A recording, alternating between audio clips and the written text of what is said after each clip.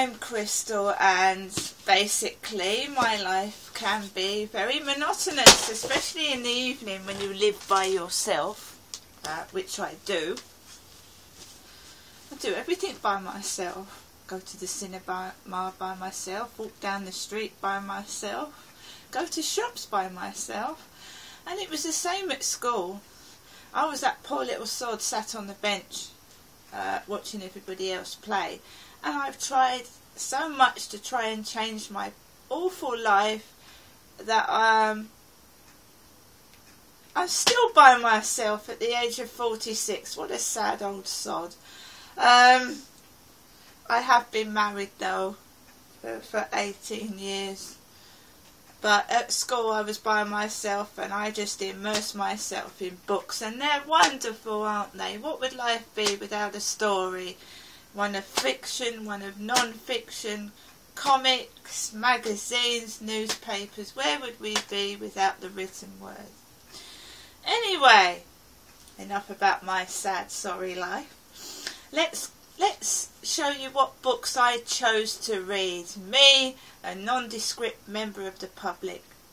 I'm not famous, I'm not a celebrity, I'm just somebody off the street. And let's for a change have a good look at some books that I have chosen from the library, someone of no consequence. I have bought from the library, not bought, well, used my library card, and I am an adult, to get this book called The Strangled Queen by Maurice Druon. I hope I pronounced that right. If I'm not, I'm so sorry. And it's basically a book which sounds very interesting, which I'm going to read, and the back of it says, "The king is dead, long live the king. Philip IV is dead and his great kingdom is in disarray. It seems the fatal curse of the Templars is plaguing the royal house of France. His son has been enthroned as Louis X, but with his disgraced wife, Marguerite, imprisoned in the Chateau Galard for her adultery, Louis can produce no heir with which to secure the succession, but neither can he marry again while she lives. The web of scandal, murder and intrigue that once wove itself around the court of the Iron King continues to draw in his descendants as the destruction of his dynasty continues apace."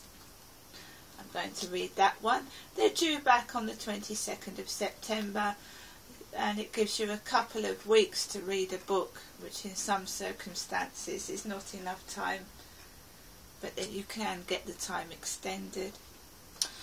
We have Runaway, Wild Child Working Girl Survivor by Emily Mackenzie.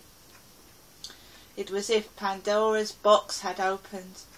The course of my life changed, and in one moment I went from being a cherished child to an abused child. I was marked.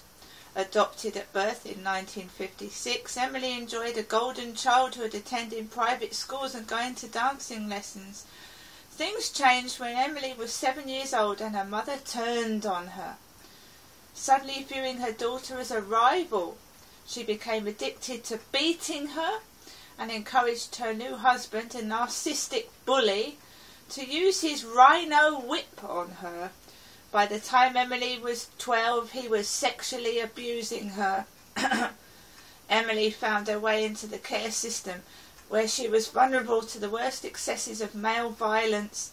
She ran away to London and was drawn into life as an underage prostitute. Servicing perverted clients, it was only when she was almost murdered that she turned her life around. You know, when you get into a car with a client and they round the neck. I can understand what that one's all about.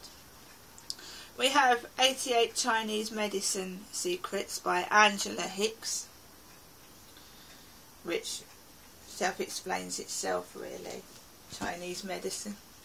A History of a Suicide by Jill Wylosky, and it really talks about a suicide. We have Down the Rabbit Hole by Holly Madison. Curious adventures and cautionary tales of a former Playboy bunny. We have Les Miserables. Les Miserables, which explains itself in the title, really. And we have the League of Extraordinary Gentlemen, which is a comic type book which I read. I do like fantasy. I do like a bit of fiction, but it is nice to be honest and read a nice real life tale. Some of these are made up, but some of them are real. It's the real ones that touch my heart.